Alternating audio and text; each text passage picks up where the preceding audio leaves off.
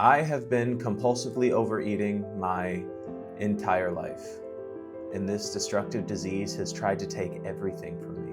I'm going to explain 3 concepts that changed the way I relate to food and helped me stop compulsively overeating. For me, compulsive overeating isn't just about eating too much food and gaining weight. It's about eating to erase myself. Sure, I want to escape my pain, but this isn't just a desire to eat something tasty or greed. My actions and behaviors are being taken over by a part of myself that seeks my own complete self-destruction. This part is extremely self-loathing, and it wants isolation, depression, and death, and it just uses food as a vehicle to get there. Compulsive overeating is insidious and oftentimes invisible. I've lost weight before, over 250 pounds. I've run marathons and ultra marathons, but all through all of that, I never stopped eating. And what happens is that the things people start to respect you for are things that you use to justify continuing to eat. Things like having a healthy diet, overly exercising, or having incredible discipline or self-control all become ways that change the way the addiction looks. But underneath all of it, it's just morphing and changing into something even more deadly. Thankfully, for the first time in my life, I found something that feels like genuine recovery. And I'm here to share the 3 concepts that have completely changed the way I think about my own compulsive overeating. The first concept is that it's not about food, it's about thoughts. This may sound a bit heretical to the modern day diet and health industry, but compulsive overeating has absolutely nothing to do with what I'm eating. Whether it's cake or kale, it doesn't matter. I can hurt myself with it. For years, I tried to control my compulsive overeating by keeping away all of my trigger foods and filling my house only with vegetables and chicken breast and nothing processed and this and that and every kind of different diet. But eventually, I would still find myself at night bent over a bowl of kale salad or fresh fruit the same way that I would find myself binge eating sugary cereals or pizza. And eventually I realized I was just operating under the same logic as trying to get an alcoholic to be sober by switching from beer to vodka. It doesn't work. Eventually I started to get mindful and curious about the moments when the compulsions were at their worst. And I started to realize that it was always emotional, that there was always resentment, dishonesty, self-loathing, or fear in my mind. And although it didn't always feel so linear, like a fearful thought directly leading to the compulsion to overeat, if I didn't address that fear immediately or at some point, it would always snowball into an urge. To some people, this may seem super obvious, like yes, of course, you are numbing your feelings with food.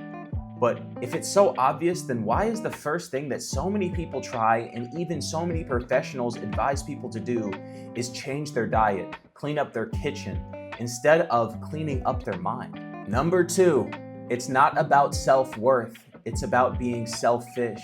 This one has taken me a lot of years to understand, and I've had to be on both ends of the self-worth spectrum to really get it.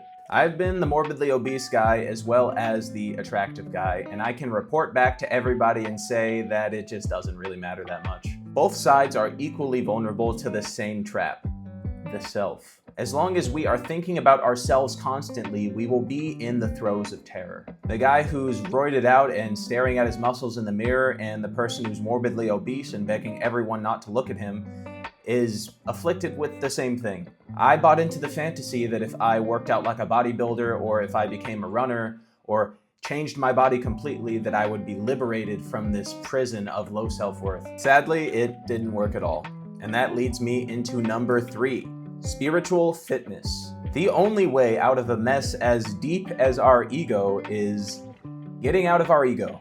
I had to realize that I am not going to figure it out. I am completely powerless, and there is no way that I will be able to manage my own eating, my own relationship to food, my own relationship to really anything in life. That means the only way out for me is surrender. And surrender sounds fun and jazzy, but I had no idea what that actually meant in practice. What I've realized is that surrender means I don't get to have my way, ever, again, in life. I don't get to have what I want because I, the false self, is completely unsatisfied with anything it receives and, like we talked about earlier, actually just wants my own self-destruction. I guess I realized that I'm sick and there's no way I'm going to be able to rearrange the sickness to be something that's not sick. I have to get out of myself, find something bigger than all of this, and live for that. And I realized that after 29 years of practicing the ego, that it will always be there, like a rabid dog trying to break the cage of my mind and roam free. I have to stay spiritually fit at all times, every single day. I don't get to carry around self-loathing, fear, resentment, and dishonesty, because those are the keys that this rabid dog will use to open up the doors to that cage, and I will be kaput. If you enjoyed this video, be sure to leave a comment below. Tell me if you'd like to know anything more about my journey or my story. Be sure to like and subscribe and check out my music as well. I've also started writing blog posts, and the first blog post about my whole journey in becoming a compulsive overeater is out now, part 2 coming soon, so be sure to check that out. I'll be releasing a video every 2 weeks, so if there's something that you want to know about me or want me to go more in depth on, please let me know, and I'll see you next time.